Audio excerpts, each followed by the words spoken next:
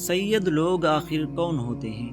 کیا آج بھی ہمارے دور میں حضور پاک صلی اللہ تعالی علیہ وسلم کی نسل سے لوگ زندہ ہیں؟ اور اگر ہیں تو وہ کہاں رہتے ہیں؟ کیا ہندوستان اور پاکستان جیسے ممالک میں بھی اصلی سید موجود ہیں؟ اگر ہیں تو ان کی اصل تاریخ کیا ہے؟ آخر یہ لوگ مکہ اور مدینہ سے ہزاروں کلومیٹر دور ان علاقوں تک کب اور کیسے پہنچے؟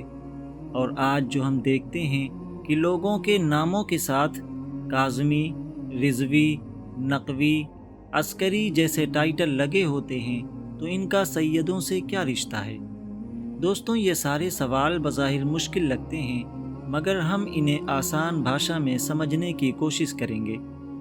نسل نبی یعنی نبی صلی اللہ تعالی علیہ وسلم کی اولاد کے بارے میں جاننے کے لیے ہمیں سب سے پہلے انہی کی اولاد سے شروعات کرنی ہوگی۔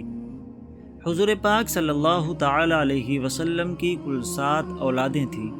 ان میں سے 3 بیٹے اور 4 بیٹیاں تھیں۔ بیٹوں کے نام تھے حضرت قاسم، حضرت عبداللہ اور حضرت ابراہیم، لیکن یہ تینوں صاحبزادے بچپن ہی میں وفات پا گئے۔ اب آتے ہیں بیٹیوں کی طرف، تو حضور پاک صلی اللہ تعالی علیہ وسلم کی 4 صاحبزادیاں تھیں، حضرت زینب، حضرت رقیہ، حضرت ام کلثوم اور سب سے مشہور حضرت فاطمہ زہرا رضی اللہ تعالی عنہا۔ یہاں غور کرنے کی بات یہ ہے کہ جس طرح نبی صلی اللہ تعالی علیہ وسلم کے بیٹے بچپن ہی میں وفات پا گئے، اسی طرح آپ کی 3 صاحبزادیوں کی اولاد بھی زیادہ عرصہ زندہ نہ رہ سکی۔ ان کے کچھ بچے بچپن ہی میں دنیا سے رخصت ہو گئے، اور جن کی نسل آگے بڑھی بھی تو وہ زیادہ دنوں تک چل نہیں سکی۔ البتہ ان 4 صاحبزادیوں میں سے ایک حضرت فاطمہ زہرا رضی اللہ تعالی عنہا ان کی اولاد بھی ہوئی، اور ان کی نسل بھی اللہ کے حکم سے آگے بڑھی، اور آج بھی دنیا کے مختلف خطوں میں موجود ہیں۔ دوسرے لفظوں میں اگر کہا جائے تو حضور پاک صلی اللہ تعالی علیہ وسلم کی اولاد صرف اسی ایک بیٹی حضرت فاطمہ زہرا رضی اللہ تعالی عنہا کے ذریعے آگے چلی، اور آج دنیا کے مختلف علاقوں میں پائی جاتی ہیں۔ حضرت فاطمہ زہرا کا نکاح نبی پاک صلی اللہ تعالی علیہ وسلم کے چچا زاد بھائی، اسلام کے چوتھے خلیفہ اور تاریخ اسلام کے عظیم مجاہد حضرت علی رضی اللہ تعالی عنہ سے ہوا تھا۔ یعنی یوں سمجھ لیجئے کہ نبی کریم صلی اللہ تعالی علیہ وسلم کی نسل آپ کے بیٹوں کے ذریعے نہیں، بلکہ آپ کی صاحبزادی حضرت فاطمہ زہرا اور آپ کے داماد حضرت علی رضی اللہ تعالی عنہ کے ذریعے ہی آگے چلی۔ یہاں ایک اہم بات یہ ہے کہ حضرت علی رضی اللہ تعالی عنہ نے اس وقت تک کسی اور خاتون سے نکاح نہیں کیا جب تک آپ کی پہلی اور سب سے محبوب بیوی حضرت فاطمہ زہرا حیات رہیں۔ جب حضرت فاطمہ زہرا رضی اللہ تعالی عنہ اس دنیا سے رخصت ہو گئیں تو پھر اس کے بعد حضرت علی رضی اللہ تعالی عنہ نے مختلف وجوہات کی بنا پر کئی نکاح کیے۔ کبھی اس وقت کے سیاسی حالات سبب بنے اور کبھی دیگر حکمت عملی کے تقاضے۔ اس طرح آپ نے عرب کے مختلف قبائل اور خاندانوں کی خواتین سے شادیاں کیں۔ ان شادیوں سے حضرت علی کی بہت سی اولادیں ہوئیں۔ البتہ ان کی اولادوں کی صحیح تعداد کے بارے میں مورخین اور علماء کے درمیان اختلاف پایا جاتا ہے۔ کچھ مورخین کے مطابق ان کے بیٹے اور بیٹیاں ملا کر 33 بچے تھے، بعض کے نزدیک 35، جبکہ کچھ نے اس سے زیادہ یا کم بھی بیان کیا ہے۔ مگر ایک بات پر سب کا اتفاق ہے کہ اتنی زیادہ اولاد میں صرف چند بیٹے اور بیٹیاں ایسی تھیں جن کی نسل آگے تک چلی اور آج بھی دنیا میں موجود ہے۔ اب یہاں اس بات کو یاد رکھنا ضروری ہے کہ یہ سب اولادیں حضرت علی کی تھیں، نہ کہ براہ راست حضور صلی اللہ تعالی علیہ وسلم کی، کیونکہ حضور پاک صلی اللہ تعالی علیہ وسلم کی نسل صرف آپ کی صاحبزادی حضرت فاطمہ زہرا کے ذریعے ہی آگے بڑھی۔ حضرت علی کے دیگر نکاحوں سے بھی اولادیں ہوئیں اور ان کی نسلیں بھی آج دنیا میں موجود ہیں، لیکن ان سب کو صرف حضرت علی رضی اللہ تعالی عنہ کی اولاد کہا جائے گا۔ انہیں نبی کریم صلی اللہ تعالی علیہ وسلم کی اولادیں نہیں کہا جائے گا۔ اس کی وجہ بالکل واضح ہے۔ نبی کریم صلی اللہ تعالی علیہ وسلم کی نسل صرف اسی اولاد کے ذریعے شمار ہوگی جو حضرت علی اور فاطمہ زہرا رضی اللہ تعالی عنہ دونوں کی اولاد ہو۔ اب یہاں سب سے اہم سوال یہ ہے کہ جب حضرت علی کی اولادیں 30 سے 40 کے درمیان بتائی جاتی ہیں تو ان میں سے حضرت فاطمہ زہرا سے کتنی اولادیں تھیں؟ تو دوستو، ان دونوں کی کل 5 اولادیں تھیں، 3 بیٹے اور 2 بیٹیاں۔ ان 3 بیٹوں میں سے 2 کے نام ہر مسلمان جانتا ہی ہے، یعنی حضرت امام حسن رضی اللہ تعالی عنہ اور حضرت امام حسین رضی اللہ تعالی عنہ۔ یہ وہی 2 صاحبزادے ہیں جن کے ذریعے حضور صلی اللہ تعالی علیہ وسلم کی نسل مبارک آگے چلی اور دنیا میں باقی رہی۔ تاریخی کتب میں تیسرے بیٹے کا نام حضرت محسن رضی اللہ تعالی عنہ ملتا ہے، لیکن علماء اور مورخین کے مطابق وہ بچپن ہی میں وفات پا گئے تھے۔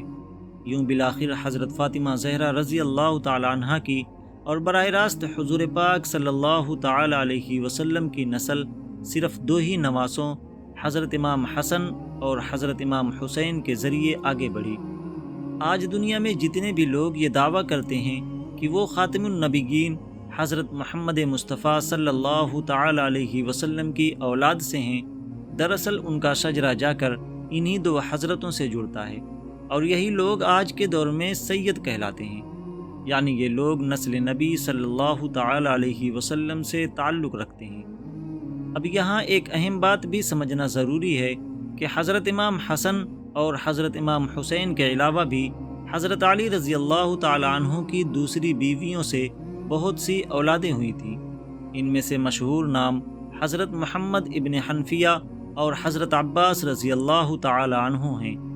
ان بیٹوں کی نسلیں بھی آگے بڑھیں اور آج بھی دنیا کے مختلف حصوں میں موجود ہیں، لیکن جیسا کہ ہم نے پہلے بیان کیا ہے کہ یہ نسلیں براہ راست حضور پاک صلی اللہ تعالی علیہ وسلم سے نہیں جڑتی، بلکہ صرف حضرت علی رضی اللہ تعالی عنہ سے جڑتی ہیں۔ اسی وجہ سے انہیں سید نہیں کہا جاتا، بلکہ انہیں مختلف خطوں میں مختلف ناموں سے جانا جاتا ہے، جیسے کہیں انہیں علوی کہا جاتا ہے، کہیں اعوان، اور بعض علاقوں میں اور بھی ناموں سے پکارا جاتا ہے۔ تو اب نظر ڈالتے ہیں حضرت علی اور حضرت فاطمہ زہرا رضی اللہ تعالی عنہما کے چھوٹے صاحبزادے یعنی حضرت امام حسین رضی اللہ تعالی عنہ کی اولادوں پر۔ جیسا کہ ہم سب جانتے ہیں کہ کربلا کے مشہور واقعے میں ان کے سارے بیٹے شہید کر دیے گئے تھے، لیکن اللہ تعالیٰ نے ان میں سے ایک بیٹے کو زندہ رکھا جو کربلا کے بعد بھی باقی رہے۔ یہ عظیم ہستی حضرت امام زین العابدین رضی اللہ تعالی عنہ تھے۔ یہاں یہ بات بھی جاننا ضروری ہے کہ شیعہ مسلمانوں کا مشہور سلسلہ جس میں 12 اماموں کا ذکر آتا ہے، وہ دراصل سب کے سب امام زین العابدین رضی اللہ تعالی عنہ کی اولاد میں سے ہیں، اور انہی کو شیعہ مکتب فکر میں چوتھا امام مانا جاتا ہے، کیونکہ پہلے امام تھے حضرت علی رضی اللہ تعالی عنہ، دوسرے تھے حضرت امام حسن رضی اللہ تعالی عنہ، تیسرے تھے حضرت امام حسین رضی اللہ تعالی عنہ، اور چوتھے ہوئے حضرت امام زین العابدین رضی اللہ تعالی عنہ۔ یعنی یہ پورا سلسلہ ایک لڑی کی طرح ہے جس میں ہر اگلا امام پچھلے امام کی ہی اولاد میں سے ہوتے تھے۔ اب یہاں ایک فرق سمجھ لیجئے کہ اہل سنت شیعہ حضرات کی طرح سیاسی طور پر امامت کے تصور کو تسلیم نہیں کرتے، لیکن اس کا یہ ہرگز مطلب نہیں کہ سنی مسلمان ان ائمہ کا احترام نہیں کرتے۔ حقیقت یہ ہے کہ سنی حضرات بھی ان تمام ائمہ کو نہایت بلند مقام دیتے ہیں، ان کی عزت کرتے ہیں، اور عام طور پر انہیں امام ہی کہتے ہیں۔ تو دوستوں، واپس آتے ہیں حضرت امام زین العابدین رضی اللہ تعالی عنہ کی طرف۔ ان کے ایک بیٹے تھے جن کا نام تھا حسین الاصغر۔ تاریخی روایات کے مطابق امام زین العابدین رضی اللہ تعالی عنہ کی اولادوں نے ہجرت کر کے بر صغیر میں جیسے ایران، ہندوستان، پاکستان اور دیگر کئی علاقوں کا رخ کیا۔ وقت گزرنے کے ساتھ یہ خاندان وہیں آباد ہو گئے اور ان کی نسلیں وہیں سے آگے پھیلتی گئیں۔ آج کے دور میں بھی کئی بڑے نام انہی سے اپنا شجرہ نسب جوڑتے ہیں، جیسے کہ ہندوستان کے اتر پردیش میں آباد کنتوری سید اور آبدی سید اپنی نسل کو انہی سے منسوب کرتے ہیں۔ اب اگر امامت کے سلسلے کی بات کریں تو حضرت امام زین العابدین رضی اللہ تعالیٰ عنہ کے بعد ان کے فرزند حضرت امام باقر رضی اللہ تعالیٰ عنہ کو 5واں امام مانا گیا، لیکن امام باقر کے زیادہ تر بیٹے بچپن ہی میں وفات پا گئے، اس لیے ان کی نسل صرف ایک ہی فرزند کے ذریعے آگے بڑھی، اور وہ عظیم ہستی تھے حضرت امام جعفر صادق رضی اللہ تعالیٰ عنہ۔ یہ وہی امام جعفر صادق ہیں جن کا نام ہم اکثر سنتے ہیں اور جنہوں نے آگے چل کر تاریخ اسلام میں ایک عظیم مقام حاصل کیا۔ حضرت امام جعفر صادق رضی اللہ تعالیٰ عنہ کے بارے میں خاص بات یہ ہے کہ وہ اپنے زمانے کے سب سے بڑے اسلامی عالم مانے جاتے تھے۔ ان کے علم کی پہچان صرف شیعہ مسلمانوں تک محدود نہیں تھی، بلکہ سنی علماء اور عوام میں بھی ان کا نہایت بلند مرتبہ تسلیم کیا جاتا ہے۔ یہاں تک کہ اہل سنت کے 2 بڑے امام ابو حنیفہ اور امام مالک بھی ان کے شاگرد رہ چکے تھے۔ یعنی سوچئے کہ اس دور میں ان کا علم کتنا بلند ہوگا کہ وقت کے بڑے بڑے ائمہ ان سے پڑھا کرتے تھے۔ لیکن جب چھٹے امام یعنی امام جعفر صادق رضی اللہ تعالی عنہ کا وصال ہوا تو اس کے بعد شیعہ مسلمانوں میں اس بارے میں اختلاف پیدا ہو گیا کہ ان کے بعد اگلا امام کون ہوگا۔ زیادہ تر شیعہ مسلمانوں نے ان کے بیٹے حضرت موسیٰ کاظم رضی اللہ تعالی عنہ کو 7واں امام مان لیا، جبکہ ایک چھوٹے گروہ نے ان کے دوسرے بیٹے حضرت اسماعیل رضی اللہ تعالی عنہ کو اپنا امام تسلیم کیا۔ اب جو لوگ امام موسیٰ کاظم رضی اللہ تعالی عنہ کو امام ماننے لگے انہیں 12 امامی کہا گیا۔ یہی گروہ آج کے دور میں ایران، عراق، پاکستان اور ہندوستان سمیت دنیا کے مختلف ممالک میں شیعہ مسلمانوں کی اکثریت کی شکل میں موجود ہیں۔ اصل میں آج دنیا بھر کے تقریباً 80% شیعہ مسلمان اسی گروہ سے تعلق رکھتے ہیں، جبکہ وہ چھوٹا گروہ جس نے حضرت اسماعیل رضی اللہ تعالی عنہ کو امام مانا بعد میں اسماعیلی شیعہ کے نام سے مشہور ہوا۔ یہی اسماعیلی شیعہ لوگ تھے جنہوں نے 10ویں اور 11ویں صدی عیسوی میں مصر میں پہلی شیعہ خلافت قائم کی، جسے فاطمی سلطنت کہا جاتا ہے۔ آج کے دور میں جنہیں آپ آغا خانی یا ان کے ائمہ کے نام سنتے ہیں وہ بھی اسی اسماعیلی شیعہ گروہ کی ایک شاخ ہیں۔